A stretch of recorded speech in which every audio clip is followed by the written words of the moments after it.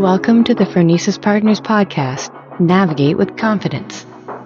In each episode, we sit down with our clients and other thought leaders to discuss how they and their own customers use insights and data to illuminate, validate, and navigate their paths to growth and competitive success.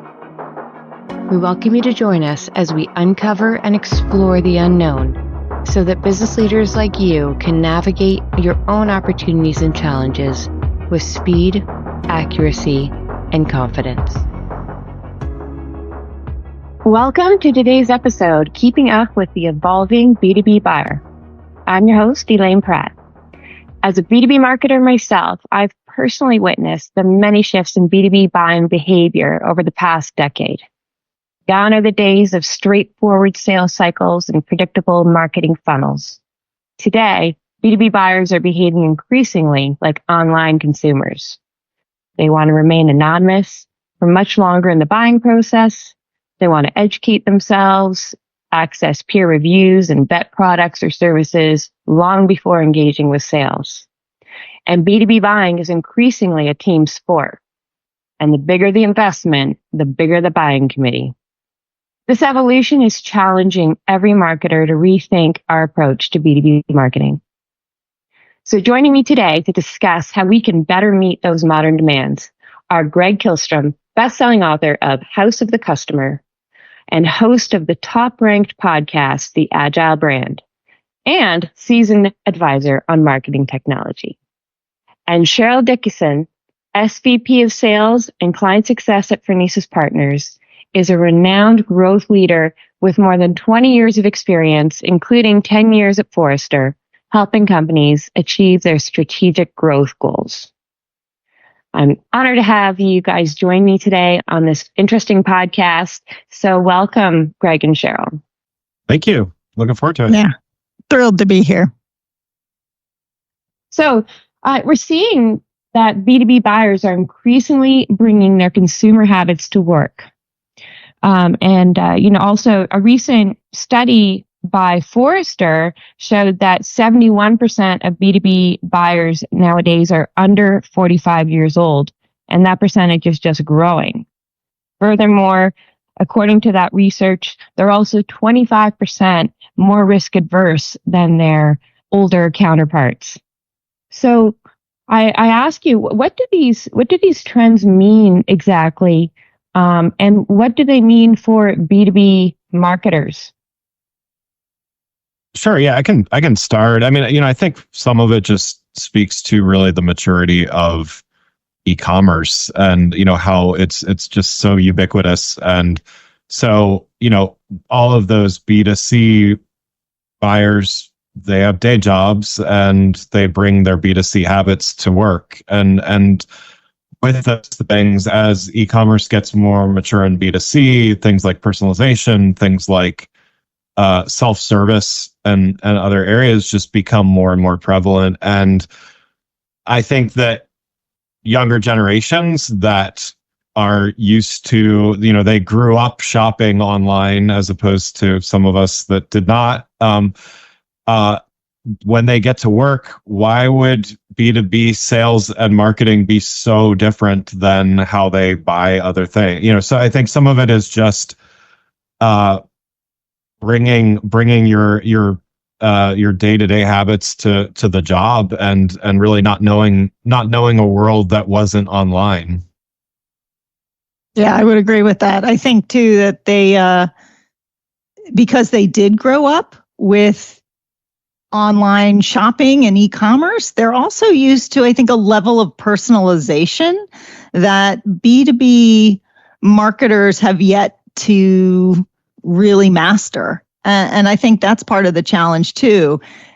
Dealing with sales professionals is not something that millennials, we'll use a generation, want to do even. They don't want to go to the bank. They don't want to deal with people, right? They just want to do everything online. And I think that's creating a disconnect that we need to figure out how to solve.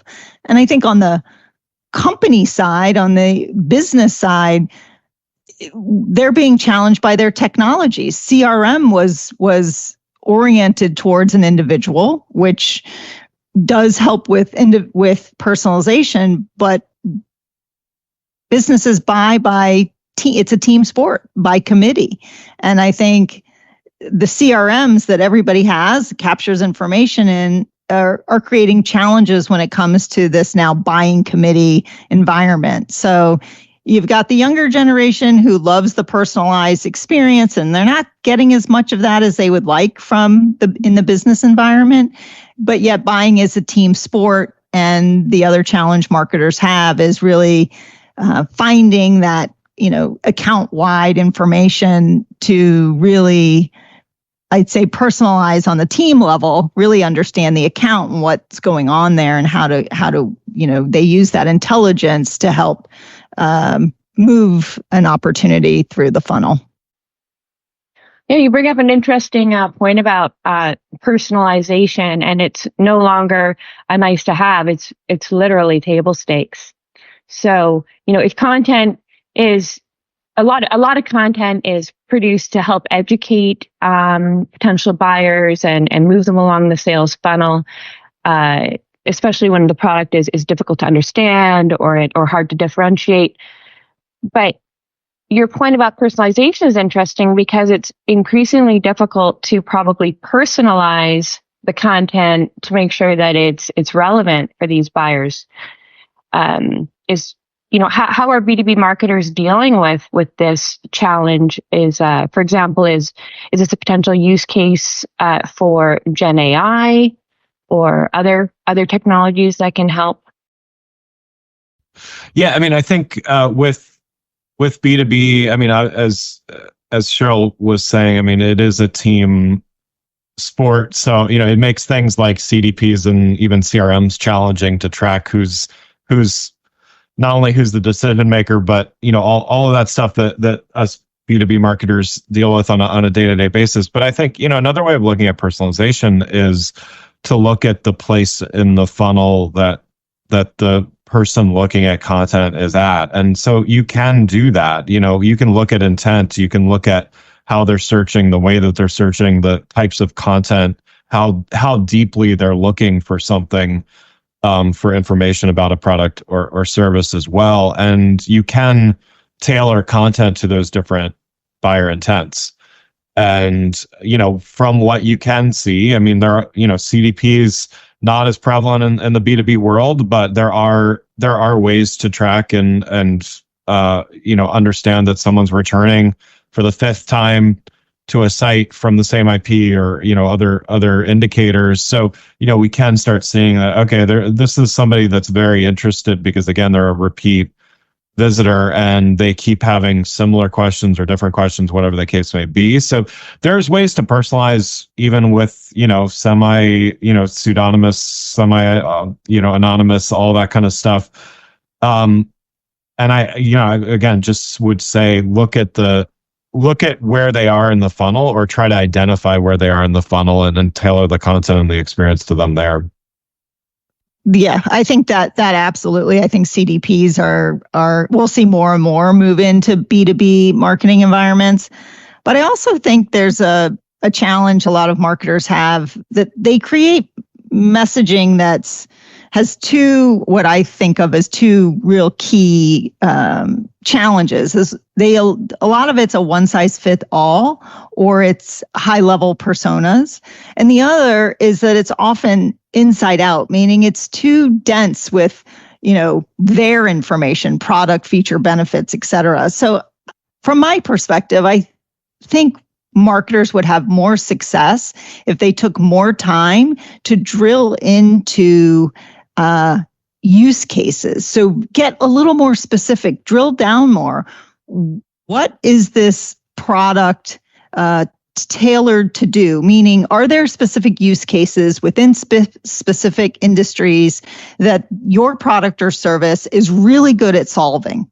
Right? Those are the things that I think if you can uncover those use cases and start to create more language that's centered, that's client oriented, that resonates with your clients and prospects around specific use cases that you solve. Maybe it's regulatory, maybe it's specific to a handful of industries or mid-market and not the enterprise, but use more specific language, try to identify a handful of use cases. And I think that even when you don't know who is coming to the website, you might not, they haven't identified themselves, haven't raised their hand, you can still speak to some of these deeper dive use cases and get their attention and drill down that way. I've seen organizations have a lot more success getting, going a few clicks down to really identify those use cases and the,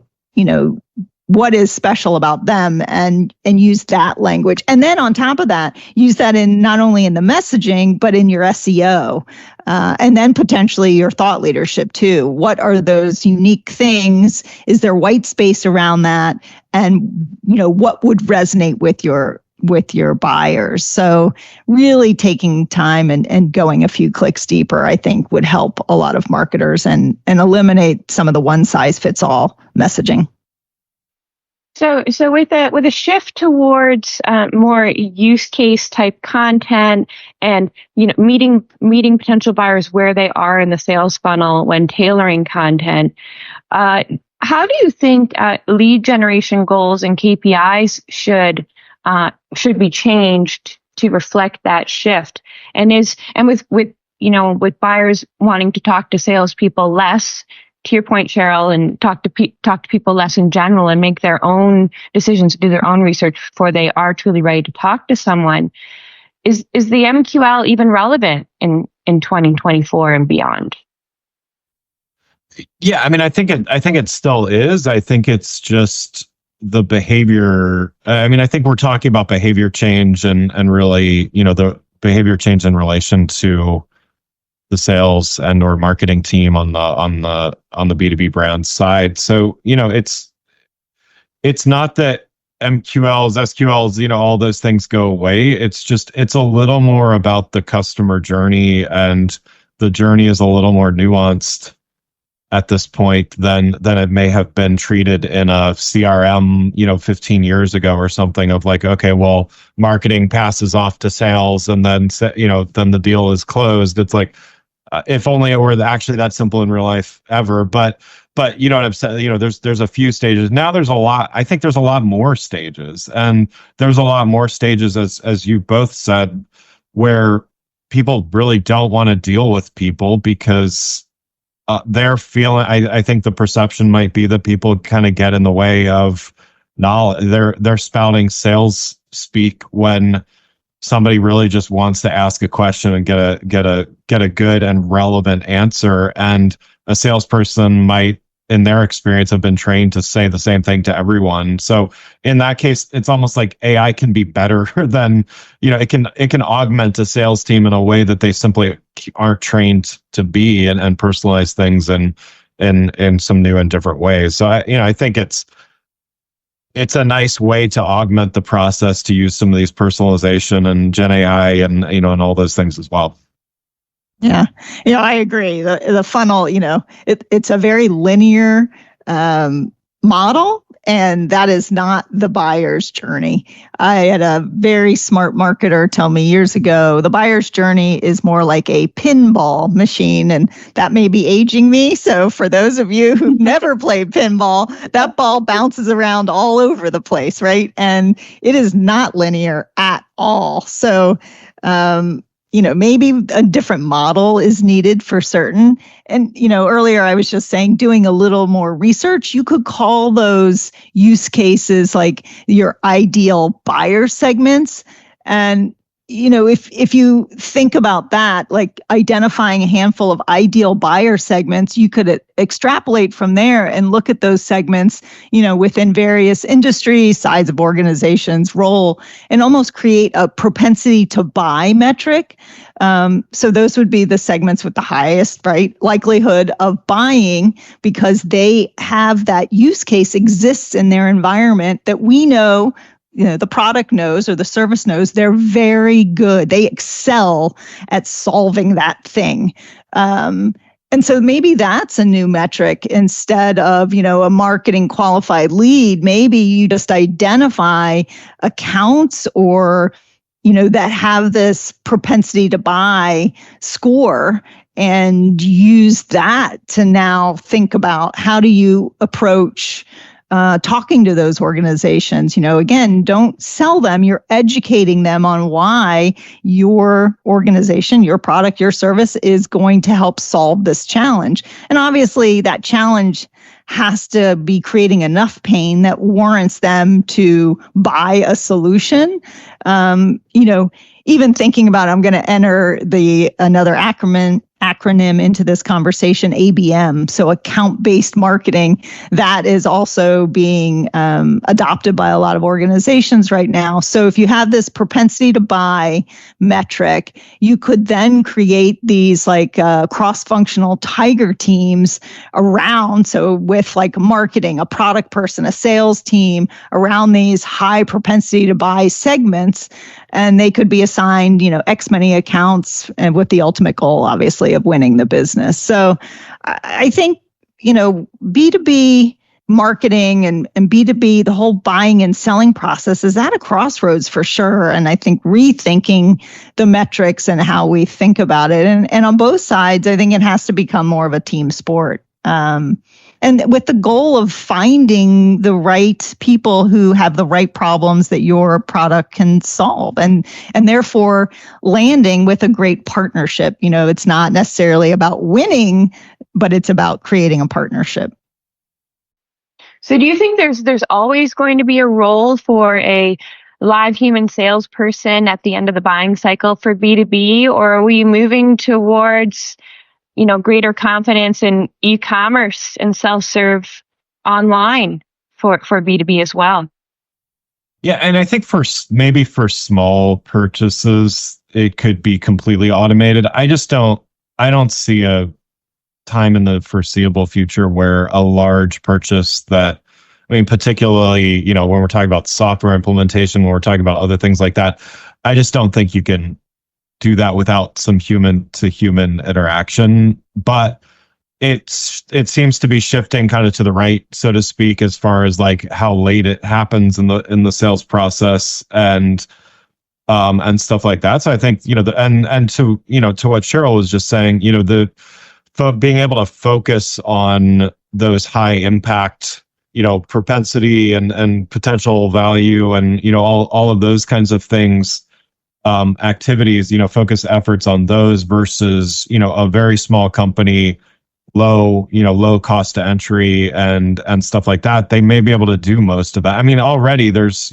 software platforms, there's lots of things that you can sign up and spend several thousands of dollars on credit cards if you really want to. But I think at a certain point, even just the red tape required to spend above a certain threshold is going to require some more human to human kind of sales and contracting and all that kind of stuff.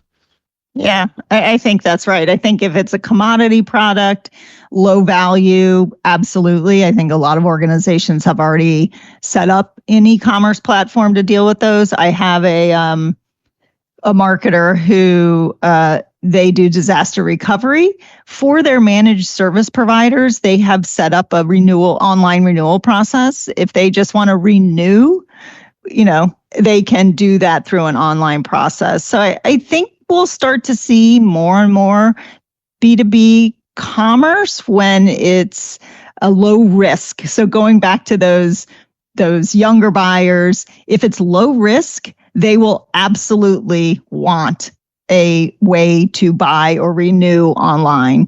If it's higher risk, more people involved, I think then we will continue to have B2B sales. I think, though, the way that that relationship, that partnership is going to evolve still, and it's more about educating buyers as to, why your value prop. And then so insert brand, I think that's also where brand becomes really important, and building brand equity, because that's going to drive, when folks are stay anonymous longer, when you have younger folks really leading a lot of the B2B buying, I think brand equity becomes more and more important because you don't have the sales folks delivering that brand equity, with, in all of their interactions. It's really, you have to have some brand equity in the marketplace. I think that will help certainly continue to build businesses and drive pipeline. And I know over the last few years, well, I'd say even the last decade, some earlier stage organizations have really focused on the funnel and selling, and they've had revenue, but they haven't spent enough time and energy building their brand and brand equity. So when it comes time to exit, and their valuations have been lower than they expected because they don't have the brand equity. So the other piece from a executive's perspective, brand equity increases your valuation. So yeah, I know brand is one of those smushy things that a lot of executives don't understand. Why should we invest in this? But it does help with valuations when you're exiting a company or going public or whatever. So I just wanted to give a shout out to brand because it's still very important. And Greg, you have a podcast called the Agile Brand. So you're talking about that on a regular basis as well.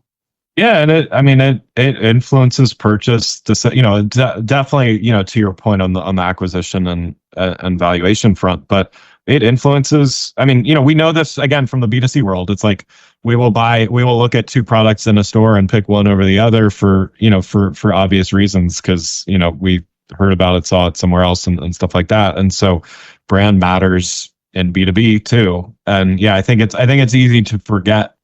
Because myself included, but like a lot of us have this like view of B2B as sort of this whole other thing. But I think to the point of this entire conversation, I think the two ideas are merging a lot more closely. So we're seeing convergence. Is that what I'm hearing? We're seeing convergence between B2C marketing and B2B, and they're coming closer and closer together. I think so. Yeah. The biggest difference is, I think, at the end of the process is really what happened, and price point in many cases, unless you're buying houses or yachts or something like, I think it's price point. And because it's price point, it means it's it's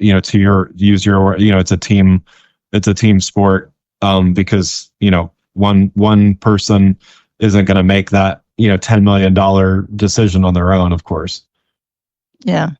Yeah, so maybe every B2B marketer out there needs to find like a B2C mentor that can help them as things start to converge and learn. I think there's, learnings on both sides. They could both learn a little, but it definitely feels like everything we've talked about today, with those buyers being younger, more unsure of taking risks on the business side, but bringing their experience as a digital native. They grew up buying online or researching online.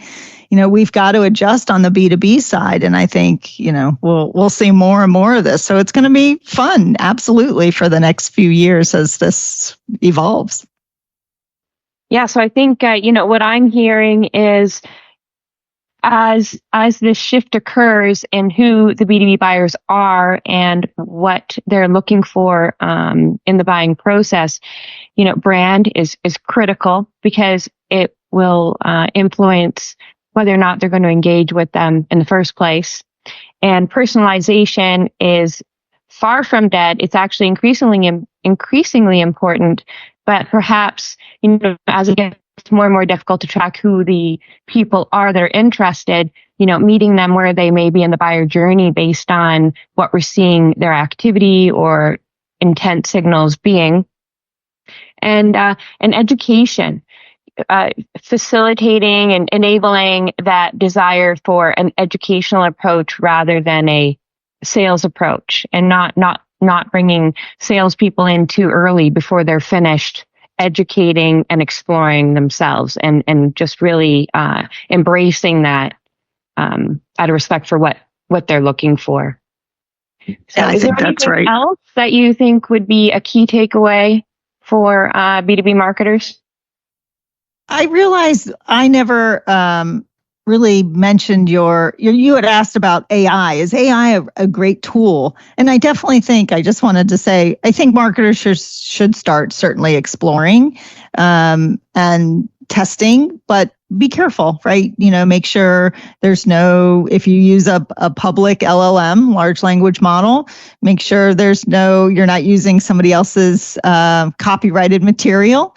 Recognize that you're using the same, if your competitors are using these LLMs, you're tapping into the same source of data or trained data, same guardrails, et cetera. So just recognize that, definitely explore, experiment, see what's working, and it can help create faster and cheaper content. Certainly may not be better. Just keep that in mind. And, I'm sure we'll see more and more tools. There's so much money being invested in that space that we'll see a lot of things popping up over the next year. So more coming there, but absolutely people, should be using it, but with understanding of its limitations.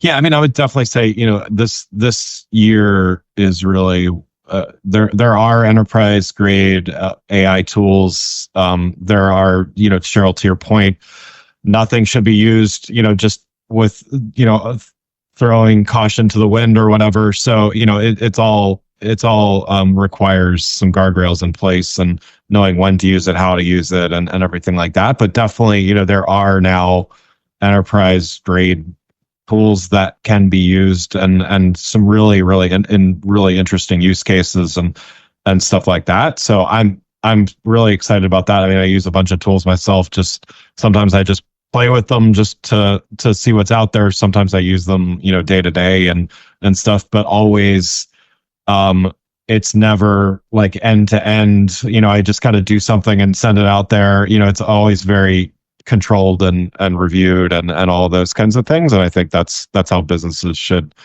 approach it as well. Yep, with caution. Yeah, absolutely. So I just wanted to add that, Elaine, because you had asked the question and we never addressed it. But yeah. Well, it's clear that, B2B marketers must evolve to meet the needs of the changing B2B buyer. Buyer understanding and what they're looking for is critical, and companies that invest in not only insights, but tools, including AI, that will allow them to better leverage their data, to better understand their buyers, and personalize their content and messaging for them, will be the ones to win the game. Absolutely. Yeah, well, more to come. This is a ... to be continued discussion. Maybe we should connect in 6 months and see where things stand. Yeah, that's great. Well, thank you, Greg and Cheryl, for your insightful comments, and to our listeners for joining us on Navigate with Confidence. I'll add in today's notes a link to Greg's many books and podcasts, and encourage our listeners to check them out. If you enjoyed this episode, please subscribe to the podcast, and don't forget to follow us on social media for the latest updates and behind-the-scenes content. Stay tuned for more episodes where we will continue to explore and navigate the complex world of B2B sales and more, to provide you with the insights you need to navigate with confidence.